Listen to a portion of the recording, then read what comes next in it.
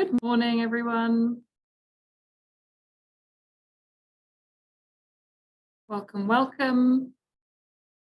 Just going to give everyone a couple of moments to join the webinar.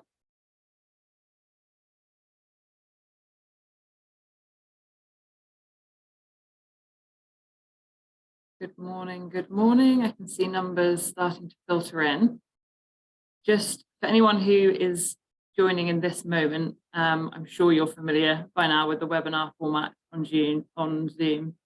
But you will be automatically muted and also your camera will be off. So if you're worrying that you can't see yourself or see anyone else, don't worry, that's the way it's intended to be. We're using the webinar format. So you should be able to see and hear me and my colleague Alicia, who's here with me, but don't worry if you can't see anybody else. I'm just going to give it a couple more moments to let people trickle in before we get onto some housekeeping.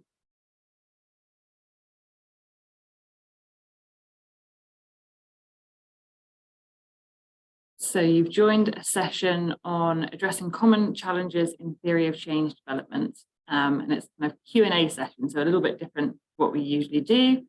Welcome if you're just joining. So we'll kick off in a moment, but before we do that, just a couple of very quick housekeeping points. So you should be able to see a Q&A function, a question and answer function, just on your icons at the bottom of the screen.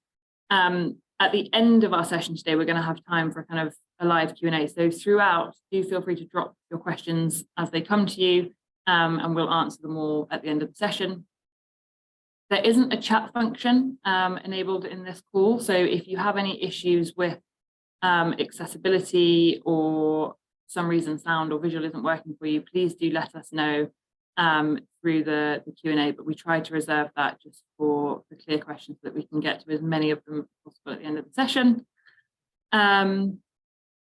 And for anyone who's just joined, just to let you know that we are in the webinar format of Zoom, so you won't be able to see or hear each other. Hopefully you can see and hear me, and we'll get started in a moment.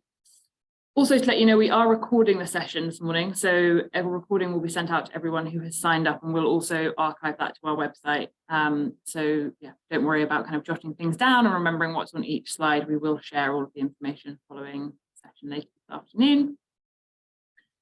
I think let's get started because we've got quite a lot of content to get through, and I really want to make sure I get to as many of your questions at the end. So for anyone who's joined in the last couple of moments, hopefully you're in the right place. We're going to be talking about theory of change today, and specifically trying to answer some kind of common queries or even challenges that seem to arise when working with theory of change. So this is a little different to previous kind of TASO evaluation webinars that we've run. And rather than give you a kind of comprehensive presentation or a sort of overview of a full topic, I'm not going to go through kind of theory of change A to B today. Instead, I'm going to talk through some of the common challenges that have come up when working with the sector and developing theory of change, but also questions that people have submitted in advance. If you haven't had a chance to ask a question, and if we get to the end of the session and your question hasn't been answered, do let us know in the Q&A function, and hopefully we can come to it towards the end. So for those of you who don't know me, I am Rain Sherlock, and I'm the evaluation manager at TASO. So working on thinking about how to kind of upskill and capacity build within the sector and enhance the level and rigor and robustness of the evaluation work that we do across the sector. And one very key and important part of that is theory of change, and all evaluation leads back to theory of change. So that's what we're going to be focused on. Just a quick overview. I will start by giving you a very brief intro to TASO generally, and then more specifically an introduction to theory of change and how we kind of conceptualize that and think about it here at TASO. I'm then going to spend probably the majority of this session on addressing the common challenges that have been raised prior to joining us today. And then, as I've mentioned, we'll have a little bit of time for a live Q&A at the end of the session as well. So by way of a very brief introduction, I'm sure this is increasingly familiar to hopefully many of you, but TASO is an independent hub for HE professionals. So we've been set up to support the sector with capacity building. We produce a number of kind of evaluation guidance and resources. We've got an evidence toolkit, and there's lots of kind of pre-existing content on theory of change and beyond, which can be accessed on the TASO website. We're an independent charity, but we're also an affiliate What Works Centre. So you may know about these What Works centres. They're kind of evidence-informed or evidence-based institutions or research organisations that exist to set up and support more evidence-based policy across the UK. And we are, I think, still the newest to join that What Works network. And we are also, you'll see at the bottom here, currently funded by the Office for Students. So we've got Office for Students funding until 2023. And I think that kind of shows the commitment from the regulator to this kind of evaluation work as well, and the work that you're all doing in your teams and departments. So I guess first things first, what is a theory of change? And although I'm not going to go for a kind of full comprehensive overview of how a theory of change works, I think it is worth starting with a kind of quick definition and snapshot. So the diagram on screen here may be familiar to some of you. It's a theory of change kind of template or visual that we use quite a lot at TASO. And in the most simple form, a theory of change is designed to describe the kind of underlying assumptions about how planned activities that we deliver should lead to intended outcomes and what we want those outcomes or those kind of changes to be as a result of our activities. So by developing a theory of change model, you can understand the different aspects of your program and how they all fit together to bring about the desired change that you're intending for. And broadly, a theory of change model should allow you to kind of describe the need that you're trying to address. So what's the underlying kind of aim or challenge that you're trying to solve? What the changes are that you want to see as a result of your delivery, and we call those kind of outcomes. But then also how you plan to achieve those changes over time. So what are the different activities and inputs that you're going to be using to try and create or evoke that change as part of your program? And I think of theory of change as both an evaluation tool, which is maybe how it's kind of most known, but also a planning tool. So often when I'm kind of starting to map out an evaluation or just an activity or intervention generally, I'll start with one of these kind of basic theory of change templates and just plot out all the different elements and how I expect them to sequence and how I expect it to all fit together as a full picture. So not only is it an evaluation tool and definitely has an important place in evaluation, but it is also a planning tool. And I think that's often less kind of frequently understood, or at least it's less frequently thought of as a planning tool. So hopefully we can get there.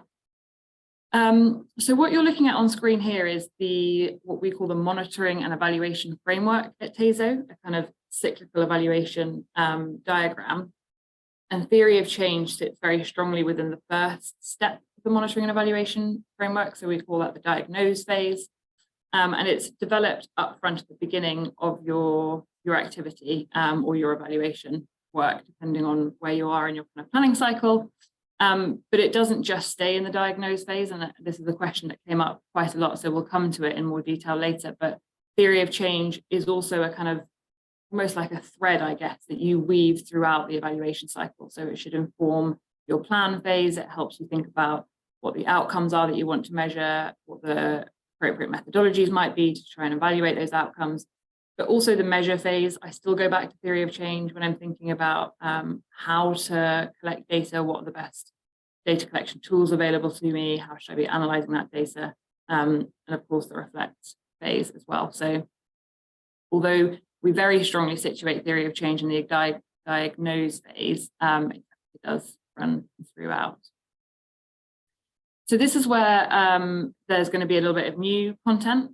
So before we kind of dive into the more structured questions that everybody submitted in advance, I want to briefly update you on where we are currently at TASO in terms of thinking about theory of change. And we've done a lot of thinking over the last kind of 3 to 6 months, and quite a lot of reading of not just the higher education sector, but other sectors and how they use and conceptualize and kind of think of theory of change generally as a tool.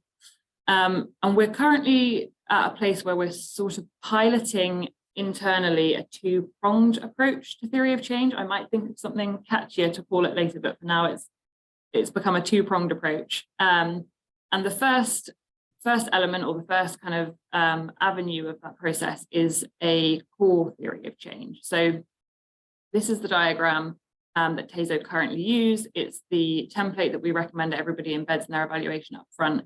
And we are continuing to use this approach, and we're thinking of it as a tool that aids simplicity. So it's kind of designed to be simple and to communicate the overall direction of your evaluation or of your strategy. It's also designed to be able to engage quite a wide wide audience, or I guess an audience with varied levels of expertise in terms of evaluation. So the idea is that you don't have to have a background in evaluation to be able to kind of look at, interact with, and understand this core template, but that it's a useful planning tool, and it should be able to be implemented to engage with stakeholders, both kind of WP practitioners who may not have come across evaluation previously, but also actually more senior stakeholders, kind of policy, even regulators, who it's useful to be able to give them a snapshot of the program or of the evaluation overall without getting into too much detail. However, it is very simplistic by design, and therefore it's possible that it doesn't kind of give us everything that we need, which is why we've come up with this kind of second avenue or second prong, which we're calling an enhanced theory of change. And the enhanced template is designed to be for evaluability. So kind of building on simplicity, but evaluability is the extent to which the kind of activity or project can be evaluated to a very high standard. And the more detailed our theory of change, the more we're able to kind of go back and interrogate the links between activities and outcomes and improve our evaluability. So not only does an evaluation seek to identify kind of what is changing or what's effective, what's impactful, but also why. And it's this second kind of enhanced strand of the theory of change work that should be able to dig into and unpack that why. So why is an IAG information kind of advice and guidance session leading to increased knowledge of higher education?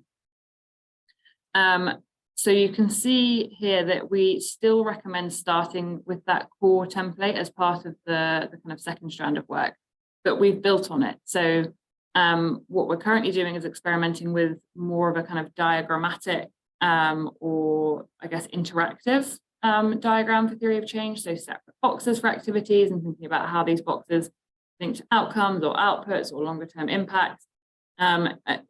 This diagram might be a little bit small, but you should be able to see kind of us beginning to think about drawing arrows between activities and outcomes. We're also experimenting with kind of how thick those arrows should be to demonstrate more or less existing evidence or kind of stronger assumption, or should we color code them? Is it one color for evidence that comes from the academic literature and one color for evidence that comes from our kind of internal experiences or the experience of the WP team? So it will be more interactive and basically allow us to interrogate the links between each element of our program in more detail. This diagram will also sit above a kind of wider narrative document. So it will be a kind of multi-page document, and when using the enhanced version of the theory of change, we'll also be answering a bunch of questions of things like, who's the program for? How is the intervention delivered? When is the intervention delivered? How often is it delivered? And just unpacking each of these, the kind of material that builds our theory of change in much more detail. And then the two come side by side. So I don't think they're mutually exclusive. I think you can definitely start with a core theory of change for simplicity at the kind of high planning level. And then as you further develop your program, get more into the enhanced theory of change and unpacking some of these kind of causal links and assumptions and evidence. But more on that later. So to come to addressing the kind of common challenges and questions that arose as we started this workshop. So one question we had quite a lot, and I still get this often when speaking to people as well, is what's the difference between a theory of change and a logic model? So there are a lot of similarities, and there are also important differences, but both a theory of change and a logic model work to identify the kind of core elements. So we've got inputs, activities, outputs, outcomes, impact. You may see variations of those. Often we'll have kind of intermediate outcomes in there. We might have aims, strategy in there. And both a logic model and a theory of change typically will use those headings. One of the primary differences, however, is that while a logic model seeks to describe what is expected to happen, so what's expected to change, a theory of change is identifying why that might happen. So this idea of kind of what are the change mechanisms, or what's the kind of underlying theory as to why we think activity A will lead to outcome B. And a theory of change, the kind of bottom diagram that you can see here, will unpack that in more detail than a logic model is able to. The purpose of a logic model is to try and establish the kind of the program level of information. So just almost like isolating ourselves and thinking about our individual activity or our individual program, what's expected to happen. And we don't, at the point of a logic model, typically think about the external context or the external environment that might also impact that. Whereas a theory of change does try to include considerations of the kind of external environment and what else might be going on for a beneficiary or a student in our case, that could also impact their experience of our intervention or activity. So it has a kind of wider lens on it and tries to account for some of that kind of complexity or variance, I guess, in what's happening in the external world. A logic model is often used at a kind of strategic level. I think it's also worth noting that. So not dissimilar to the core theory of change template that I showed you a moment ago. A logic model is often the thing that you'll see at a kind of senior stakeholder level. It's an easy and simple way to communicate what we're trying to achieve at a very high level, where a theory of change is typically evaluators and practitioners kind of getting into the weeds in a room. So we also then had a question on, when thinking about using a theory of change specifically, so this kind of more enhanced or complex version of the tool, do I need to develop a theory of change for every single activity? I think there's no right answer here, as is often the case. But I would say that we can use a theory of change at multiple points. So often you will see a kind of organizational level theory of change, which is definitely a sort of strategic tool. It helps us set out what the kind of key objectives of the organization are, what's the mission, what's the vision, and how do we intend on achieving or kind of actualizing that mission. You also obviously see it at the program level. So this might be multiple different activities that make up one whole program, or a kind of multi-intervention program. Theory of change is used a lot at this level because it helps us to kind of simplify and tie down all the different elements of the program and why we've included those, like why are we investing in this segment of the program or this segment of the program, and what are the kind of the links to the outcomes that we intend to see. But we also use theory of change at a kind of activity level. So we might be delivering one isolated event. It could be like a campus tour, for instance, or a university experience day. And we might just at a very kind of localized and more granular level map out a theory of change just for that one activity. So what are all the different elements that make up that day, that campus tour, that campus visit? And what are the links to each of those individual elements and the outcomes that we want to see? Be that kind of increased knowledge of higher education or familiarity with a higher education setting, sense of belonging, etc. In the recent OFS consultation, you may or may not have seen, but there's a proposal that we also include a kind of theory of change for every activity that's part of our access and participation plan. And the template that the OFS included in their consultation is quite similar to the core template that I showed you earlier. So it's a little bit more high level. It's kind of a key or a map to exactly what the activity is intended to do. And so when thinking about, do I need to develop a theory of change for every activity, I think it would be what the OFS is proposing, and what is helpful is to have at least that high level plan for every element of our program or every program that we're intending to deliver as part of our APPs. And first of all, if you imagine that at your own institutional level, it gives us a really clear idea of where the similarities and differences are in terms of the outcomes that we're trying to impact with different activities. But also, if you then imagine kind of zooming that out to a sector-wide level, all of a sudden, even from my point of view or from a TASO perspective, it should be easier to get a kind of bird's eye view and see exactly what's happening in the sector, which activities are being delivered where, but also more importantly, what are the outcomes that we're trying to impact by each of those activities. And I'm sure there are a common group of outcomes that we're working towards, and this hopefully will help give us that kind of aggregate view. And then over time, we can evaluate all of our interventions and measure our progress towards achieving those outcomes as well. So at what point in my evaluation should I use a theory of change? The answer here is at every point, again and again and again, and we go round and round and round. So probably unsurprising coming from someone who thinks and dreams in theory of change, but I don't think we can overuse our theory of change. As I kind of alluded to earlier, we definitely develop it early on in the evaluation cycle, but we should be revisiting it and using it over and over again as we go. I'm going to move on because this actually started to make me dizzy when I was designing the slides. But this is just reiterating the point. So I did kind of start with this, and maybe it's kind of a similar content here, but essentially in the diagnose phases where we would first start thinking of a theory of change, it's where we would kind of typically have a theory of change workshop, get all the right people in a room together and kind of discuss how we want to build it. But then we should be bringing that theory of change to every other step in the evaluation cycle. So plan, measure, and reflect.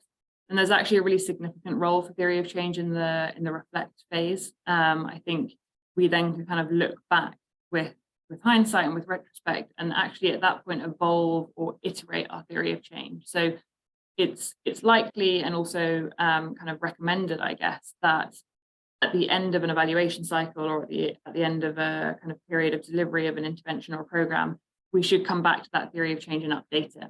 And often there are small changes either to activities or to the outputs that we expected to come from those activities, or indeed to the outcomes. Are we still measuring the correct outcomes? If we're thinking of confidence, do we mean confidence, or actually have we learned that maybe we mean, I don't know, self-efficacy or something a little bit different, motivation? So it's really important that we continuously kind of come back to and reconsider that theory of change throughout.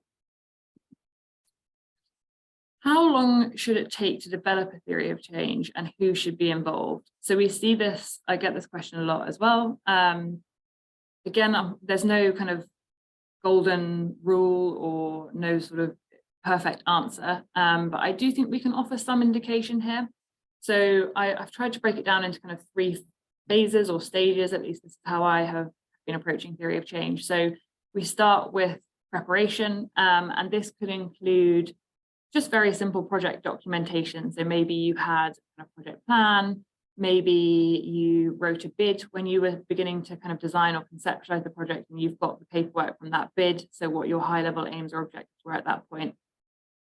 And during the preparation phase, I would typically kind of gather all the relevant paperwork and maybe even start to plot out the kind of core theory of change diagram that we saw. So just in the most simple terms, what are the activities? What are the outputs? What are the outcomes? And what's the kind of ultimate impact that we're hoping to achieve through this program, activity, whatever it might be? I would then take all of that to a kind of workshop phase. And I do think we need to give theory of change workshop enough time. So often you'll see it as a kind of 2 or 3 hour workshop or a kind of half day, like mini away day. This is where you would also involve a kind of wider group of relevant stakeholders. So if you are someone working within an evaluation position or someone working in a kind of practitioner delivery position, I think at that point you would try and get your whole team together. So practitioners, evaluators, also if you can get kind of more senior stakeholders in the room so that they are kind of bought into the process of developing a theory of change and understand kind of long-term strategic direction that we're trying to demonstrate. You would also sometimes see evaluators or practitioners consult with beneficiaries at this phase. So obviously in our world, we're thinking a lot about how it works with students or pupils. And so you might kind of sit down with that theory of change with someone who's likely to benefit from the activity of the program and just talk them through it, almost like kind of like a cognitive interview or cognitive test, and see how it fits with their understanding or experience or knowledge of a similar activity. So the group of people involved in the workshop phase can be quite wide, and I would definitely recommend bouncing ideas from as many kind of different positions within the team as you can at that point, and giving it enough time. And well, then it doesn't kind of stop at the point of the output from the workshop, obviously. So hopefully we do have an output from that workshop, but we continuously revisit it. And that's both through the kind of evaluation cycle, but also as we kind of set up and start delivering the program, we can kind of go back and revisit some of our assumptions and our kind of what's the evidence that we've used to inform the theory of change? Does that still feel correct and true and right? Is there a practitioner over here who's got a kind of different view or opinion, and let's revisit and incorporate their view as well. So in terms of how long it should take, I think we definitely want to be giving theory of change kind of a half-a-day workshop, and I think there's also less intensive periods of time that lead up to that workshop and follow on from that workshop as well. But it's typically not something that we would kind of sit and complete in 30 minutes in isolation. So what's the difference between an outcome and a target? So we had quite a lot of questions on the differences between targets and outcomes and outputs and targets. But I think what this question was asking is linking back again, actually, to the consultation that the Office for Students put out. So in that consultation, there was a call for all kind of intervention strategy level activities to have a theory of change attached to them. And I think this question is asking, at the kind of intervention strategy level, what is the difference between the target that we're stating or trying to reach or address and the outcome? And I think there's quite a few key differences. So the first is that typically I would think of as a target as something that is kind of policy or regulation driven, or from a kind of a regulator's perspective, where an outcome is from an evaluator's perspective. A target is typically a component of a kind of higher level strategy. So you might also see this referred to as a key performance indicator or KPI. It is most often displayed in a kind of numerical value. So it might be, let's say that we're trying to reduce the ethnicity degree awarding gap by 15 percentage points. That would be a target, where the outcome would be to improve the kind of metacognition or the study strategies of students that come from a BAME background. So in the evaluation perspective, it may be numerical, but it also might not. It might be about kind of shifting a dial on like metacognition or self-efficacy, but not attaching a specific value to that. The target doesn't need to be evaluated per se or strictly, however, it would be monitored. So coming back to the idea of trying to reduce an ethnicity degree awarding gap, we might be trying to kind of reduce the percentage points difference, and we would monitor that over time, but it doesn't have to fit into a kind of evaluation, where outcomes would always be evaluated. So we would include our outcomes in a theory of change, and we would be directly trying to interrogate the link between the activity and the degree to which that is causing our outcome as part of an evaluation. So I can definitely see how they're similar, and I think at a kind of surface level could be quite confusing to disaggregate a target from an outcome, but hopefully this helps demonstrate that we should be thinking of them as quite different, and they certainly are, and distinct from each other. On a similar vein, there's a question around kind of what's the difference between an output and an outcome. Again, this is a very common question. And again, I think it is one that can be confusing even when kind of designing these slides and trying to answer it. And I think I know the answer, and I think I'm confident in my answer. And then the more I get into it, I'm like, oh, they can feel so similar, but they are different. So an output is typically something that's a tangible deliverable. So a 2-hour campus tour would be the output of a outreach program or an outreach intervention. That simply just means that we know, all going well with the delivery, that the 2-hour campus tour will happen. So we can be relatively confident that the output will actualize, but we don't know the degree to which that's going to cause change. Whereas an outcome is not so immediate. So it's not like we run the campus tour and then it's done, but it's shorter to longer term, and it's a change or a result that we hope to observe, but we can't be certain is going to happen. So it might be that by running a campus tour or a kind of experience day, we hope that students will develop a greater sense of belonging whilst being on university campus, or a kind of a prospective sense of belonging, in that they can imagine themselves or kind of forecast themselves to being in a higher education setting in the future. We hope that's the case, and that's definitely the intention of delivering our activity, but we can't be sure, and therefore it's not tangible kind of in the moment or having just delivered the activity, hence it being an outcome. I can't deliver a TASO theory of change related topic without thinking and talking about cake. It seems to be a bit of a trend. So you may have seen this previously, but an output is typically what would come from the process of baking. So if we have all the right ingredients and we kind of mix them all up and we follow the instructions correctly, we should end up with a cake, and that can be thought of as an output. The outcome in this example would be a happy customer. So someone who's a young child who's having a birthday, and we bring them this cake that we've delivered as part of the activity, and we hope that that makes them happy and excited and feel special on their birthday. But we can't be sure, in the same way that we can be sure that we'll end up with some form of cake at least. So we had a lot of variations of this question. So my outcome is a long time in the future. What should I do? We also had questions like, what's the difference between an intermediate outcome and a long-term outcome? And I'm going to try and kind of, I like the wording of this one. It's a long time in the future, and what should I do? And I'm going to try and map back from there, because I think it's a question that a lot of us have, particularly when thinking about impact like raising attainment. It can feel like we start that activity very early, and often that won't actualize for multiple years. So I'm going to stick with the example of raising attainment as I go through this.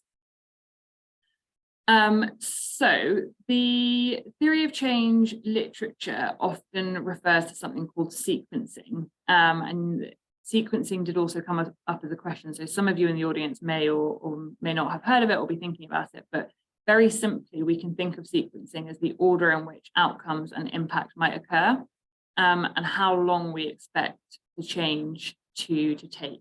So when we deliver an activity, on what time frame do we think that that activity will have some impact on outcomes for students?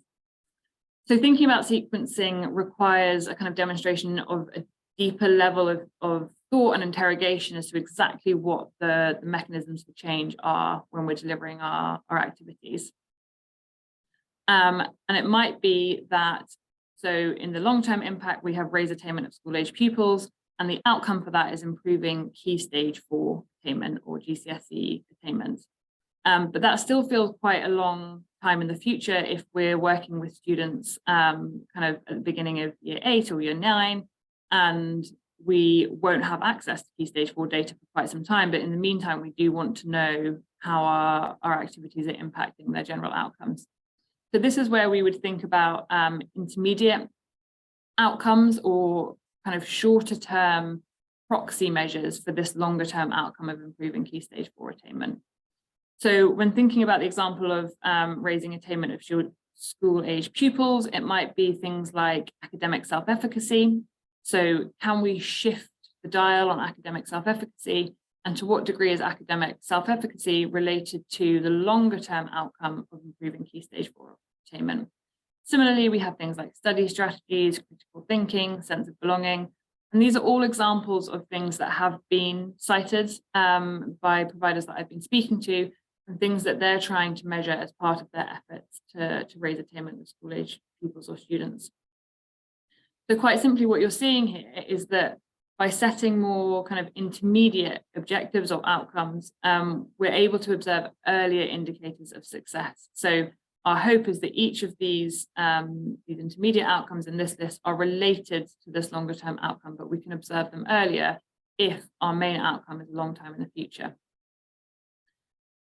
When trying to think of a more kind of everyday example of how to conceptualize intermediate outcomes, a colleague was asking me, and I was trying to work out how to explain it, and the example of Mario, I just couldn't get out of my head. So don't know, some of you may have used to play Mario Kart back in the day, and I have this kind of memory of trying to hit all of these little gold coins or targets on your path, and I think what those coins were doing was kind of giving you like a boost of energy, so that you could go faster and win the race.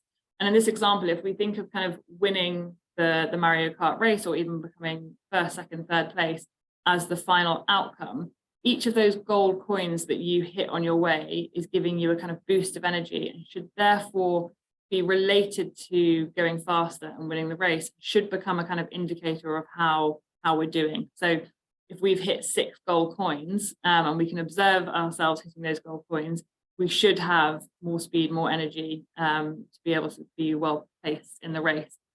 And although it's a bit of a butchered analogy, I think it's similar when thinking about intermediate outcomes generally in our work. So going back to the attainment raising example, if we can kind of be measuring metacognition in an accurate way and observe a shift in metacognition, then maybe throughout a kind of tutoring program, metacognition or self-efficacy goes up for a student, that should be an accurate and relatable kind of shorter term outcome to their final key stage 4 attainment or longer term grades.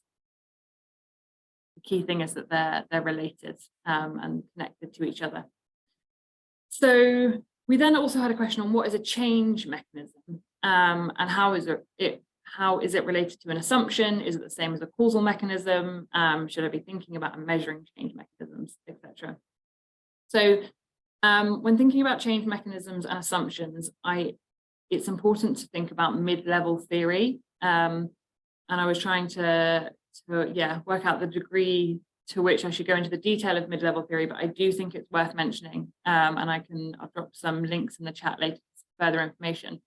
But essentially what mid-level theory does is it connects the kind of high-level abstract idea of what we're trying to achieve with more localized and measurable examples of outcomes at the kind of level of our intervention. So it might be that sticking with the kind of attainment raising example, at the sort of high theoretical level, we think it's important and know it's important to raise attainment of students or of school-age pupils generally, because that will increase their ability to be able to apply to and be successful at higher education.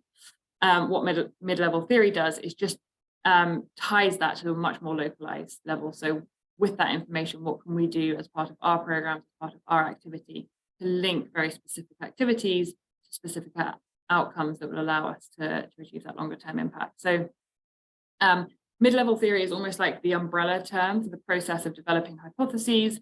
We kind of base those hypotheses on existing knowledge or information that we have from running programs previously, but also kind of evidence from the literature or data, either from an external evidence base or data from our own kind of internal institutional context. And as part of mid-level theory, we can identify both assumptions and change mechanisms. So assumptions are typically kind of thinking that underpins our theory of change based on what we think we know from delivering the program in previous years, or from designing the program based on previous examples. So an example of an assumption might be that we think it's important that a learner is able to kind of very easily access and understand the information. So we're delivering a tutoring program with the kind of long-term outcome of improving Key Stage 4 attainment. For that tutoring program to be successful, there is a baseline assumption that the content is easy to understand, well delivered, and that a student can access that with as little kind of friction as possible. A change mechanism is not dissimilar. So an example of a change mechanism here is that it's important to build a kind of trusting relationship between the tutor and the student, and that trusting relationship might become a very important ingredient in the process of kind of sitting in a tutoring program, turning into actually a sense of belonging or the ability to kind of improve our study strategies. So a change mechanism fits under the kind of umbrella term of an assumption, but it's really interrogating that why. What are the active and key ingredients required for the activity to be kind of triggered and impactful in how it influences our outcomes? So another example I had here is that it's important for the student taking part in the tutoring program to have their questions listened to feel like their questions are valid and answered and given space and time. And that through that process, the learner or the pupil will be able to further develop their critical thinking because they feel like they have kind of validated critiques and validated thought, and that will give them the kind of that will be a skill that gets built and cumulative over time. So when thinking about kind of what exactly is a change mechanism, if you think of tiers, you can almost think of like the mid-level theory as our overarching activity of hypothesizing of what we expect to happen and why. And typically we base that on kind of evidence or data or prior experience. Below mid-level theory, we then have assumptions. So what are the kind of baseline assumptions that we need to be able to build into this theory of change to understand how the program works, so information is accessible. And then when you come down to the kind of third tier of change mechanisms, almost like these causal or active ingredients. So what do we need? How do we need the program to be delivered? And what elements of the program need to be active and incorporated for the change that we want to see to actually take place and happen? And then this is just to demonstrate that we do also have change mechanisms and assumptions throughout the points of theory of change. So not only linking kind of key activities or key elements of the program to outcomes, but also linking intermediate outcomes to longer term outcomes or outcomes to impact. We should be kind of interrogating the links between each element of the theory of change at every stage. I think I'm just going to finish off on this slide, actually, so that I've got time for our kind of Q&A, but I wanted to then, having just explained a little bit more about change mechanisms and assumptions and mid-level theory, come back to this enhanced theory of change diagram that we've been developing at TASO. So what you're seeing here in the kind of pink arrows are what we would be thinking of as change mechanisms. So what's the link between the key activity and the key output, or the key output and the key outcome?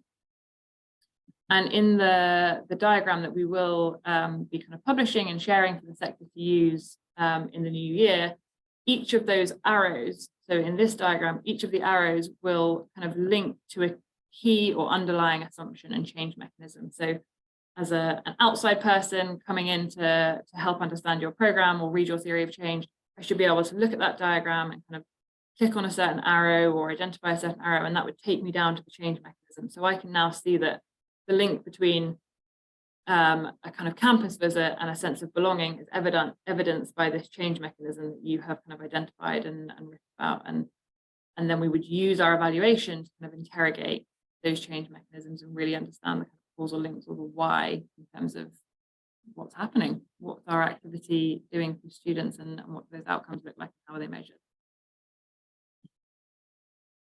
So before we come on to Q&A, this is just to signpost you to our website. So you can visit the TASO website, and there's kind of bank of resources and materials on theory of change. So both a kind of pre-recorded webinar that will talk you through a more kind of traditional, I guess, evaluation webinar, in the sense that it will be a much thorough overview of all the steps of the theory of change and how you would kind of develop that via a workshop.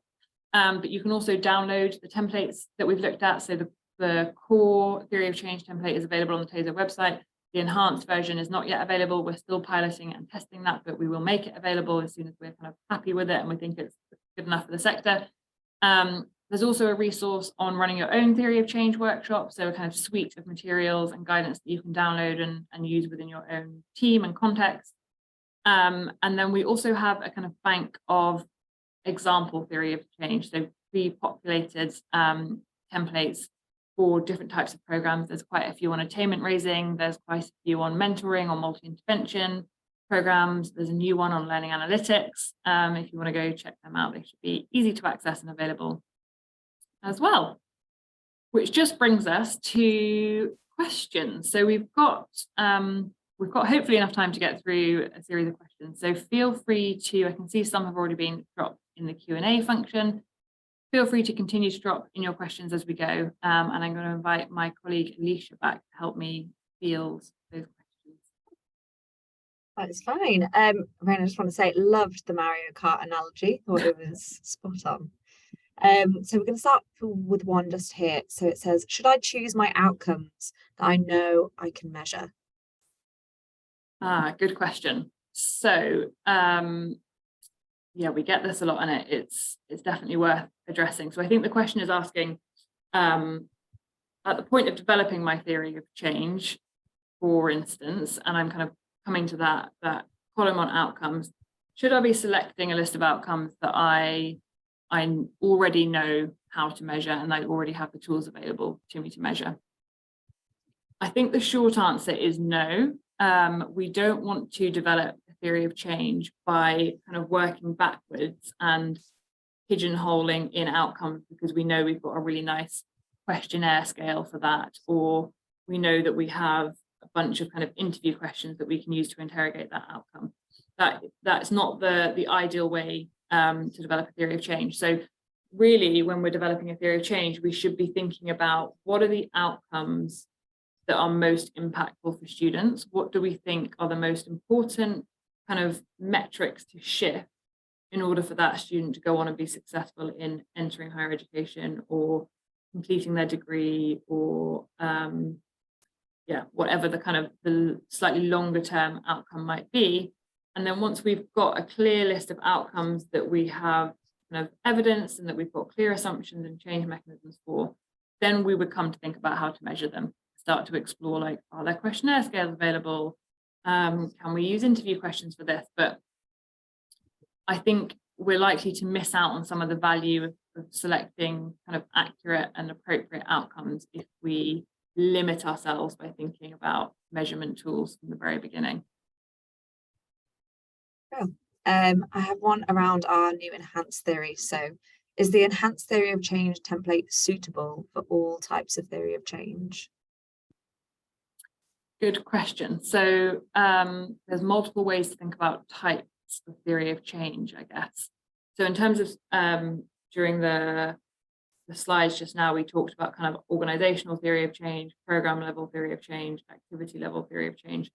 In terms of those types, yes, our hope is that the enhanced theory of change template will be able to be used across those kind of different tiers or levels of a program or activity. But there's also things like particularly complex interventions or multi outreach interventions. So maybe it's a whole suite or program of activities. Sometimes these are thought of as like black box activities. We're also at Taser at the moment running a series of pilot evaluations on small cohorts specifically. So when we can't use kind of larger scale evaluation methodologies like randomized control trials or experimental designs, how can we evaluate with small cohorts? And the theories of change that we're developing for those small cohorts are what we would typically call kind of complex interventions. So they are not just thinking about the kind of internal impact of the program, but thinking a lot about the external environmental factors. So what's happening outside of the program that could be impacting or influencing change. And in that sense, I think the enhanced theory of change document there'll be ways in which we open it up to be tweaked and interpreted. So it might be, for instance, that we want to kind of flip it and make it non-linear for more complex interventions. So rather than kind of arrows being in a linear process, we might need to be able to demonstrate different tiers or levels to the theory of change. This is for the external context, the internal context, this is the localized context. But we'll provide guidance on that. So to come back to the question, I do hope that the enhanced version of the theory of change will be like utilized at lots of different levels, but it might be that we provide guidance on when to adapt or iterate it if you're working with a particularly complex intervention or an intervention that is non-linear for whatever reason. Okay, thanks for that, Rain. So Jessica is asking, should your evaluation test your assumptions, i.e. through data collection? Brilliant question. And the short answer is yes. So once we have developed our theory of change and we've got those kind of those links that we call assumptions or change mechanisms, exactly that, we're then setting up an evaluation to be able to interrogate and test those assumptions. And at that point, we would choose which evaluation methodology is most suitable. So it might be that we run a kind of pre and post test. So we ask students or young people lots of questions at the beginning of the intervention, and we ask them again at the end. And we're specifically asking about how the intervention kind of impacted or interrogated the assumptions that we set out at the beginning. Similarly, there are obviously a kind of suite of evaluation methodologies that we could choose from, so it doesn't have to be pre and post, but whatever we choose, we should be trying to test the underlying kind of change mechanisms or assumptions that we've built in the theory of change. And then in turn, that's why I kind of think of theory of change as so iterative, because at the end of that evaluation, we should then be able to go back to our theory of change and think, actually that assumption like didn't come out quite right in the wash, and I don't think that's exactly as we had conceptualized it, and we're gonna kind of take that out and update it and iterate the theory of change based on what we've learned from this cycle. So it kind of evolves over time. Yeah, definitely use it to test your assumptions. Brilliant. So Morag is asking, if I'm trying to work with an academic learning design structure too, could I use the outcomes as an overlap point to correlate the two? Academic learning design structure. I don't know if I completely understand the question. I think I'm going to work with an academic learning design structure. I think this is well, Morag, do come in if I've interpreted this wrong, but my interpretation is that this is about almost like how, like upskilling and capacity building. So how can I measure the impact of kind of teaching evaluation methodologies or introducing people to theory of change on their professional progress and their kind of ability to evaluate, as well as use it to evaluate my program or activity or whatever the kind of intervention is that I'm delivering. And without knowing the specific context of what the objectives of the kind of academic learning strand are and what the objectives of your program are, I think they're probably two different things. So when you think about the kind of overall picture of a theory of change and the links between them, you'll have quite specific assumptions or change mechanisms that underpin why you expect certain activities to lead to certain outcomes. And from what you have included in the question, I think they're likely to be quite different for the two different aims. So although the overall approach is definitely similar, I think you would want to populate two separate theories of change for your two separate kind of overarching objectives. Rain, I just wanted to flag, we've had an update from Morag as well. Okay. If you've spotted that. So she goes on to say, backward learning design asks us to identify learning outcomes first and then work backwards to assessing and then activities. Okay, understood, I think. So this is almost like a sequencing question. So should we be starting with identifying the activities that we think are best to deliver and then thinking about the outcomes that should lead on from those activities, or do we approach it in a kind of backwards, more I call it backwards learning? So start with what the outcomes are that we think are most beneficial or appropriate, and then track back to what we could be delivering to help realize or achieve those outcomes. And this is a debate that we have had quite a lot, and I understand that the sector approach it in both ways. So some would start with activities and then think about what the appropriate outcomes or intended outcomes are. Others would start with activities, kind of design our program and our theory of change around the outcomes that we think are most important. I think we're moving to a place where we're outcomes focused. So start with outcomes and work backwards. And I would encourage that. I think if we have some idea based on the evaluation we've done as a sector over the last kind of 15, 20, 25 years, and also evidence from kind of other countries, and we're confident that certain outcomes are particularly important for students, and I think we're getting there, then I think it's suitable, and we should be starting with outcomes and tracking back to designing our activities and programs in a way that allows us to have the best chance at influencing those outcomes for students.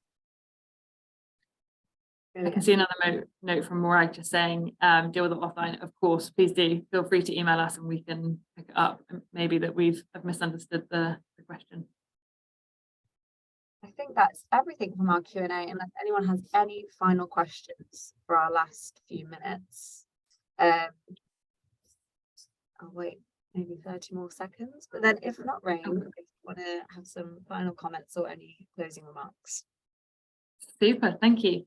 Yeah, I guess just to say thank you all very much for joining, and also just that we're, at least I and Peso as an organisation, are very aware of how much is to come in terms of theory of change, particularly with the consultation put out to the Office for Students and just a general kind of ramping up of evaluation activity across the sector. So we are kind of here to support, and we're going to be bolstering our theory of change related support quite a lot over the coming months. And I've kind of alluded to that throughout, and particularly with reference to the enhanced theory of change template. But there'll be a lot of support coming from us. But similarly, if you have specific questions, if there's something that you didn't understand, please do get in touch. We really recognize how much work is going on in this space, and I want to be able to help out.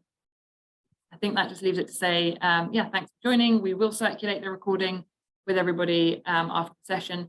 I've also been primed to say, as an evaluator, that you will be receiving a follow-up questionnaire in your inbox in the next couple of days, if not today. So please do take the time to fill that out. One final thing to say is that I think we're still kind of piloting this format. So the kind of submit your questions in advance and have them answered kind of Q&A format. And it may or may not work well in this kind of online, and particularly the webinar format where you can't kind of unmute yourself and talk. So any feedback on that would be useful, so that we can think about how best to answer people's questions in a constructive way in the future. Thank you very much, everybody. Take care.